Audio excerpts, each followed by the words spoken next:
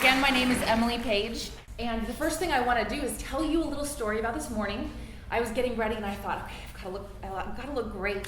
You know, there's so many women in the world who just look beautiful, and you see those Instagram videos where they're using highlighters. And so I bought a highlighter kit, and I thought, okay, I'm going to look fabulous for this conference. And so I went to Better Buzz, I ordered my coffee, and the guy is looking at me like, I think, oh no, I'm a fraud. He knows I used highlighter. And so he's like showing me that I didn't rub it in correctly, and I leave it feeling like I'm failed as a woman. I can't pull it together enough to look fabulous and use a highlighter kit. And the thing is, we as women so often do that to ourselves, where we look at our own lives and we compare ourselves to other people and we think, I'm not as beautiful as her. I'm not as smart as her. Look at her business. She's on the cover of Inc. magazine. The fact of the matter is that any quality that you see in another woman that you admire is a quality that is already inside of you.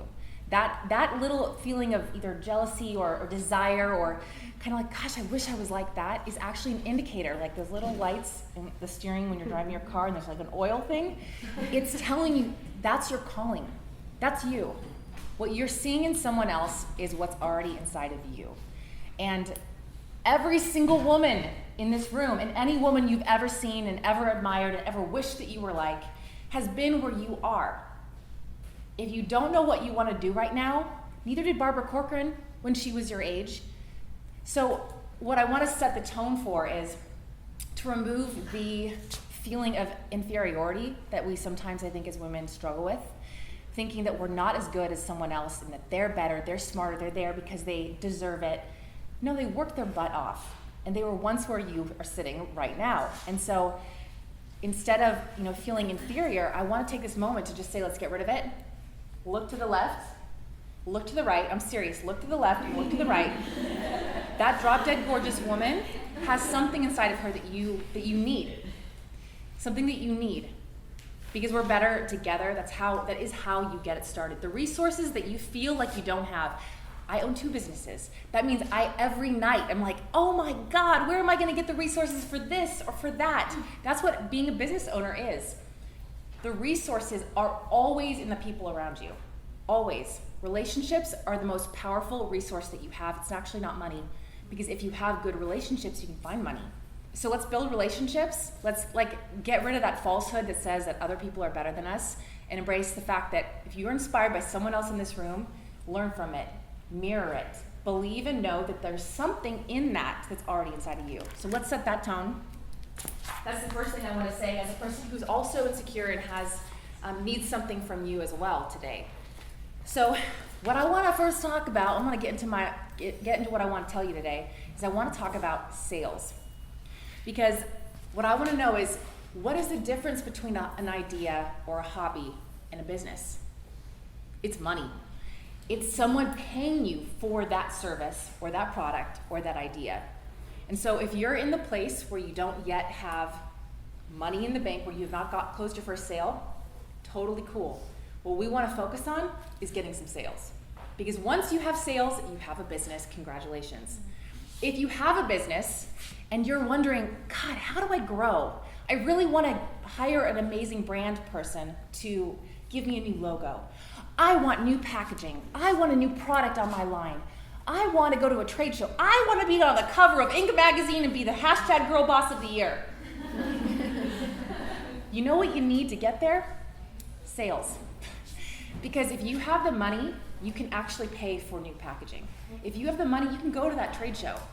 If you are successful because of sales, people will find you and ask you to be on the cover of Inc. magazine. So sales is what drives your business, and it's very easy to get distracted by the product, by the website, by the building a perfect logo and making sure that it's exactly what you want it to be. The fact is that's not a business. Your logo is not a business. Business is the interaction of you offering your services to people who want it. So as long as we're clear that sales is the number one thing that you need to be thinking about when you're talking about growing your business. And there are 3 things that can get in the way of you growing your business. The first one, you have a crappy product. If you have a crappy product, it's really hard to sell it. Having said that though, have you guys ever seen Craigslist missed encounters? No, there is always someone who wants what you have. Always. So some of the largest businesses in the world actually are junk companies. They pick up junk. We all know what Post-it notes are, right? Post-it notes was born out of a failed product. The guy was trying to make glue that couldn't break, and he actually made glue that like always breaks. And so he was sitting there and using, he was in church, and he would use these sticky notes to hold like a place in his hymnal. And the idea came to him that he should actually sell that. So number one, if you're not having sales, it could be that you have a crappy product. But maybe it's not just that the product is crappy, it's that you haven't packaged it correctly. So taking a look at what you have and being really honest with yourself. Maybe you're failing at making a super glue, but maybe you're succeeding at making a glue that doesn't stick. And somebody wants it. Somebody wants it. So that's the first thing that could be stopping you is just changing your perspective of what your product is and getting clear on that. Number two, you could be scared. If you find yourself the first thing in the morning when you go into your office, checking your Instagram, taking phone calls from your grandma, spending too much time on your website and your logo, you're not doing sales. Your number one commitment is to provide a product to other people. And sales should be your number one priority. And it's okay to be scared because we are all scared at different times.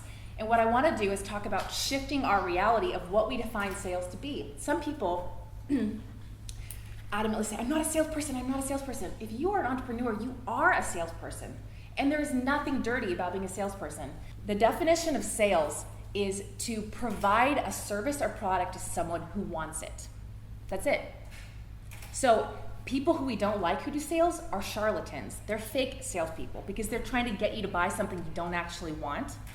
Real and true sales is giving an authentic, meaningful, important, valuable service to a person who wants it. They may not know that they want it yet. Your job is to find them, to communicate what it is that you have and why it will help them, and then to give them an opportunity to purchase it, to let it into their lives. So I want to firstly eliminate fear by redefining what sales is. Sales is a service. If you're in business, you are providing a service. And that is your number one job as a business person, is to find the way to take the unique gifts that you have as a person, your unique ideas, and provide them to the world in a way that only you uniquely can. That's your job. Your job is to find people who want what you have and to clearly communicate it and give them an opportunity for it. So I want to give you guys some principles that kind of shift the way that you think about this. Number one, that sales should be solving a problem. It should be solving a problem. Whatever it is that you're giving, it's not just that you have a floral design company. It's not about your product. Don't be more in love with your product than you are with your customer. Like flowers, if we're going to use that example, is about creating an experience for your customer. Your customer wants to buy your flowers because they want a beautiful experience. So you want to be focused on that pain and pleasure that they are trying to seek. I personally believe that people don't buy what they need because I need to go work out more, but I don't do that. I do what I want, which is eat ice cream and sit in front of the TV sometimes. And if you understand that people are always seeking pleasure or trying to run away from pain. If I can understand what you're feeling in your heart, what you really, really want, not what you need, but what you want. And usually your wants are connected to things that you need. Like, you want to feel better in that moment. When I'm choosing to eat ice cream versus go work out, for me, I think that eating ice cream will make me feel better. If you're trying to sell a workout business, then you need to understand why they're doing what they're doing and help explain, redirect their interests and say, you know what, this will actually make you feel better than that pint of ice cream. So if you're clear that when you're giving them a product, you need to know what is giving them, either it's how it will give them pleasure or how it will help them eliminate pain in their life. If you can communicate that clearly, you have a powerhouse. People will give you their money. The second thing I want you to know about principle that you need to know about sales is that your product needs to be more valuable than their money. No one will give you their money if you're giving it a tit for tat. And when you're providing, for example, a service, you're an expert in what you do. They can't go out and do what you do, learn what you learn. It would take years and years and years to become even close to what it is that you are an expert in. So your goal is to be really clear in articulating how what you have is more valuable than the money that they could possibly pay. The other thing I want you to know that should help eliminate fear is that sales is an issue of numbers. I don't know if you guys, I'm sure we all have gone out on dates, and you've had bad dates and you've had good dates. Fact of the matter is, the more people that you see and that you interact with, the closer you get to the right person. It's a law of numbers. What I recommend to anyone who's hesitant to do sales is to start keeping track and treat it like a science. Remove the emotion from it and be like, okay, I gotta make 10 sales calls today.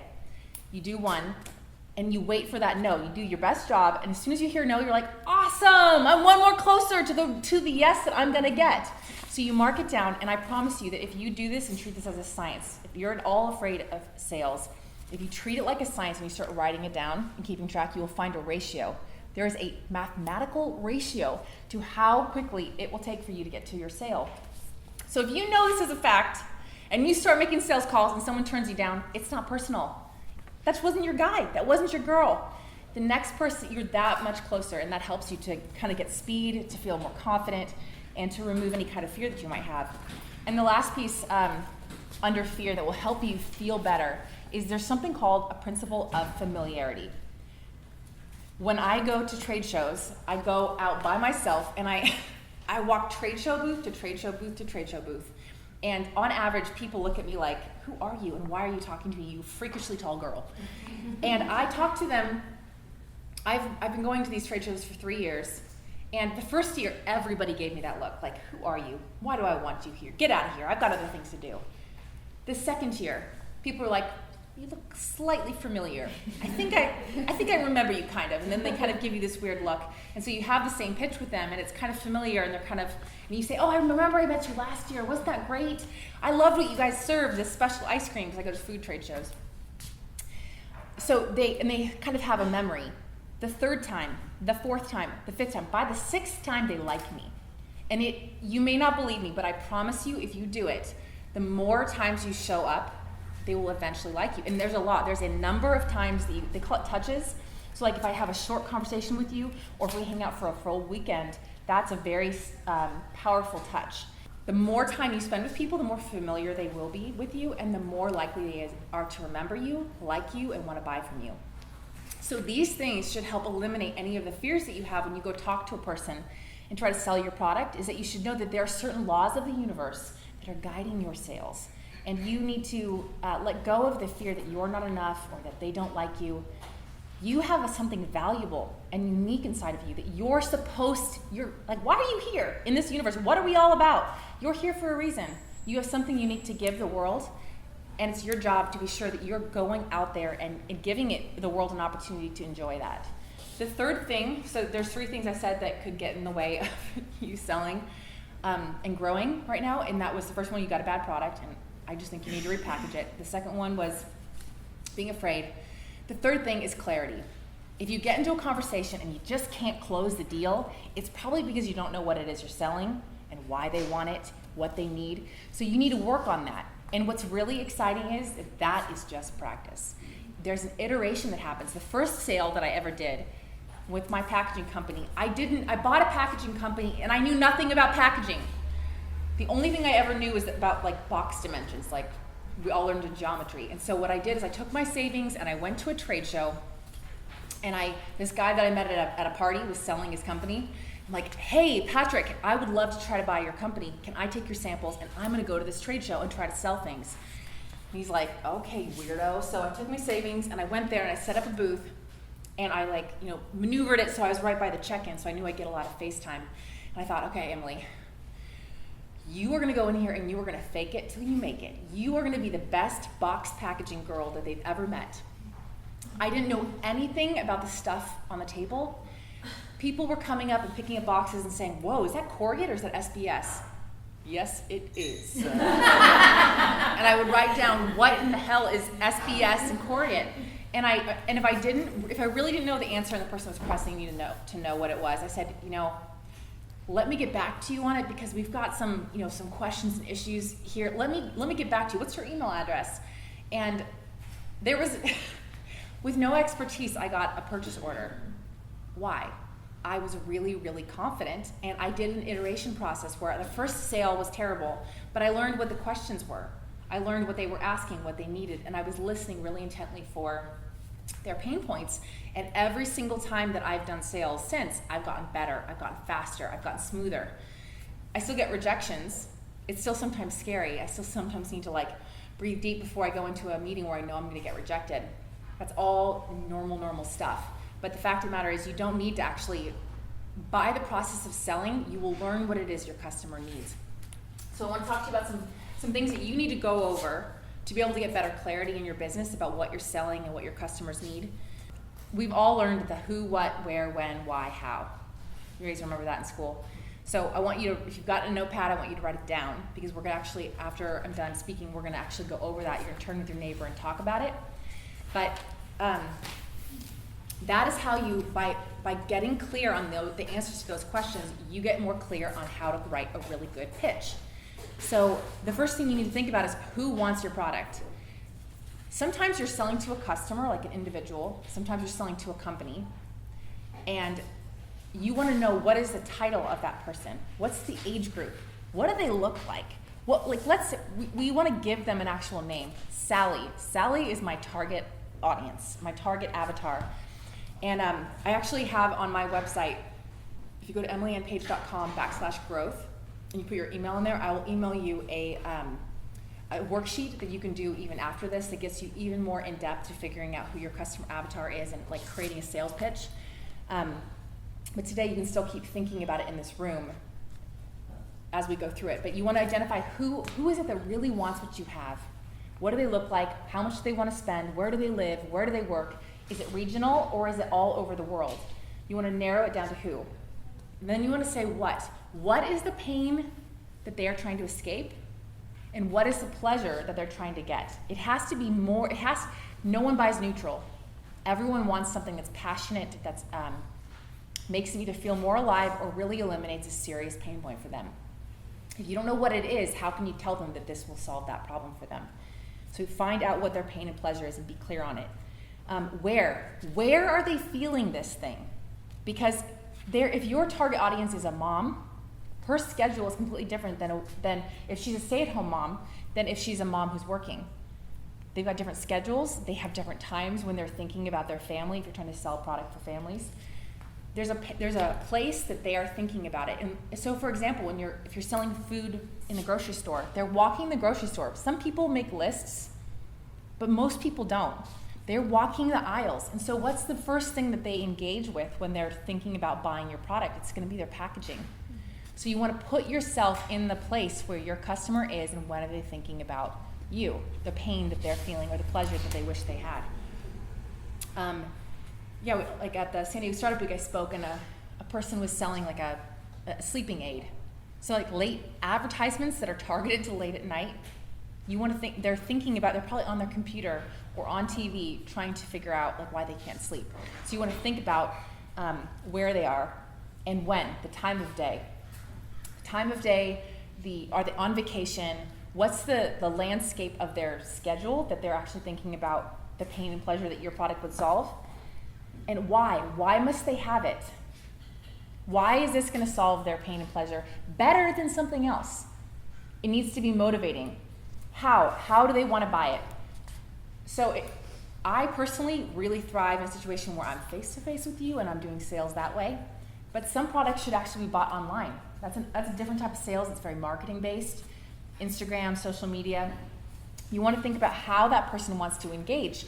How are you going to make it easy for them to buy your product? Put yourself in their shoes and think about the pain and the pleasure that they need to experience. And that is the way that the more clear you are in that, the better you are going to be able to be a sell. Yeah, and so in terms of clarity, the other thing I want you guys to know is that sales is a relationship. It's a relationship. Because online, you are building trust with this person. You are building proof. You need social proof to be able to prove that your product is good. You want great photos to show that it's pleasing to the eye. It's about a relationship. And that should also help eliminate some of the fear and some of the confusion about sales, is that it's your job to be who you are and to care about the people that you're serving. So anything that you're doing in a pitch, whether it's a website, You want to be doing that kind of thing that's in service of someone as though they were your friend. And when you have that mentality, it's very empowering for you to be able to be really clear on your deliverable. And iterate. That's the other thing I can tell you, is to iterate, because you will walk into a situation where you make huge mistakes, and that's totally okay. We all do that. That's actually how you learn what it is that you need to do. And if you don't put yourself out there and you don't get uncomfortable, you will never learn and you will never get better. Some of the most incredible and inspiring people have made huge mistakes. And I can tell you some of mine. One of the recent mistakes that just happened is there's a company that's very popular and famous, and they're in like all these Nordstrom stores. And I was so delighted that they called me back and said that they wanted to talk to me. I had reached out to them probably every month for a year. And in the beginning they were interested, and then they stopped talking to me and stopped responding to emails. And I just stayed cordial, I stayed pleasant, I stayed excited. One of the tricks that I always use is I send things to that person who's my customer, my target customer, that have nothing to do with them or with my sale. So I think about what it is that they might be thinking about. Like for example, when I'm selling packaging, my customer, if I go up to you and I say, hey, do you want a box? Yes, oh wow, you are easy to sell. The fact is that is what I want. I want you to buy my boxes. But what you want is to sell your product. So if I come to you and my sales pitch is, hey, do you want to buy a box? You're not engaged in thinking about that. But if I'm saying, hey, when is your next sales opportunity? When are you meeting with Costco? Do you have anything new to show them? I just thought 20 steps ahead of them about what they actually need. And that thing is what's pulling packaging sales.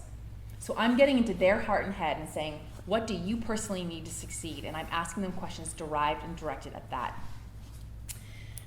And with this, to come back to this big mistake that I made, is this company is very high end. They're in San Francisco, and because they're in all these nice stores, they are really, really pushy. And they were constantly telling me I wasn't moving fast enough, I needed to hurry, I needed to sprint. I spent probably $5,000 just in investment of product, not including my time, developing things for them. And the person who was the buyer called me back after this huge investment and pressing me and me staying up super late and said, oh, I'm so sorry, we just talked to our largest customer and they decided they don't like packaging.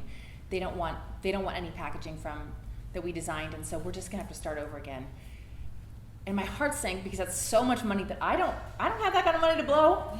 And I realized I made a mistake of not vetting who was gonna be the final decision maker. I didn't ask enough questions. I should have been very, very clear about who their number one customer is. I should have been clear about whether they had showed these items to them or not. I made the mistake of only talking to the person who they said was the buyer when they were actually making a decision as a whole team. And I should have insisted that I fly to San Francisco and I stand in front of everybody in the room and I help to facilitate the conversation. Because it was a $100,000 purchase order that was on the line, and that's like, I was expecting that to happen probably 4 to 5 times a year. So that's a $500,000 a year customer. It would have been worth it for me to fly there and have FaceTime with them. I didn't do that, I was lazy. And I also took them at their word. You know, your customers sometimes can be very, very excited and press you. And I didn't stand for what I should be, which is protecting my own interests and really looking at who's gonna make the real decision on these things. I learned. So the next time that another customer comes to me and is bossing me around, I have a customer who texted me and said, we're gonna order 300,000 boxes. It's coming in November. They haven't paid me. They still owe me $25,000 from the order that they did that size last year. So I could either respond to their fear and their pressure, or I could stand for really what's important and have learned from past experiences working with them and iterate and change my sales process. You know what? I can't wait to help you. When you pay me the $25,000 that you owe me and you give me all the money up front for this next order, we would be so happy to help you. So I just want you guys to be encouraged that iteration is important and it's okay and it's normal and that's part of the process. And so it will help you to get clear. So in summary, I just want to say that I just want to remind us that sales drives our business. It's the number one thing you want to think about is serving your customer. Don't be more in love with your product or what it is that you think you want to do than the person you want to serve, because something in your heart comes across. We can't hide what that is. The authenticity comes across, and it will help to guide and clarify your thinking and your actions. So focus on serving your customer. Your business is unique the way that you are. There are many people in the world who are accountants. But the thing is, someone uniquely needs an accountant that has your personality, your perspective, and your unique relationship with them. So when you embrace the uniqueness of your own business and get really clear on who you are, you're going to be better at selling your own product and be a better business person. And people are generally willing to pay to have you in their life. They want you in their life. If you're providing a service, they want you. And that's really encouraging, because you don't have to be I am outgoing, ridiculously loud, and kind of like in your face when I'm at a trade show. You can be a shy person and still be really good at sales, because people want your personality. There's someone who's uniquely made to buy from you. So let that encourage you just to be and embrace who you really are. And just to tell you that that is your job. Your job is to find out who you are and what you're made to give to the world, and to do that really, really well. In terms of your homework, okay, after you leave here, the thing I want you to do is to go over those questions and get clear. Okay, go over the who, what, where, when, why, how. Again, if you want me to email you a worksheet, I can do that. We'll also have a moment after this that you guys can turn to a partner and kind of go over it with each other to get to know each other better and get more clarity. So number one is to do that homework and get clear on those things. Number two, you got to make it a priority. It can be super easy to get caught up in things that are not important and that are not going to affect your sales. Don't let that happen, or you will not have a successful business. Schedule time for it. Print out the things that I was going to email, or write out these things yourself on your own Word document and put them on a front screen in front of your computer, that you know who your customer is and why you're doing this. And then find encouragement. I don't know if everyone else is as emotional as I am, but I am very emotional. I get discouraged, I get down. If a customer is a total jerk, I sometimes need someone else to encourage me. So I have friends that are on speed dial, and before I go into a trade show, sometimes I get a chocolate s'mores frappuccino. I drink it. Okay. And I walk into that and I call a friend and I just say, okay, like, I'm gonna go in there. You know, the last time I was there, this is what happened. I don't know if I'm up for it. And I rely on that person, and I tell them, like, hey, every time I call you and I'm about to go into a sales meeting, can you remind me of how badass I am? You should have friends that are on speed dial. And you can actually specifically ask your other fellow friends who are entrepreneurs and say, I need you to help hold me accountable to sales. It's so easy to get distracted. So, and the other thing you can do is hire a coach. You can hire someone. If your friends can't do it for you, you can find a coach. My first recommendation is to find someone in this room today and say, hey, like, if you're a business owner, let's hold each other accountable and put it on the calendar. And then the last thing is to not wait. Take action. Your business starts the moment you close a sale. There's nothing more that you're going to get and learn by waiting. The learning comes by interacting with your customer. And so don't wait until your website's completely perfect. Start now. Do what you can now. And the moment you start talking to people, you're going to learn more and get better at what you do. So, yeah, you guys are here uniquely to give something to the world, and I just want to encourage you to get even more clear and invest in that. Embrace who you are, and that's how your company is going to grow. So, thank you so much.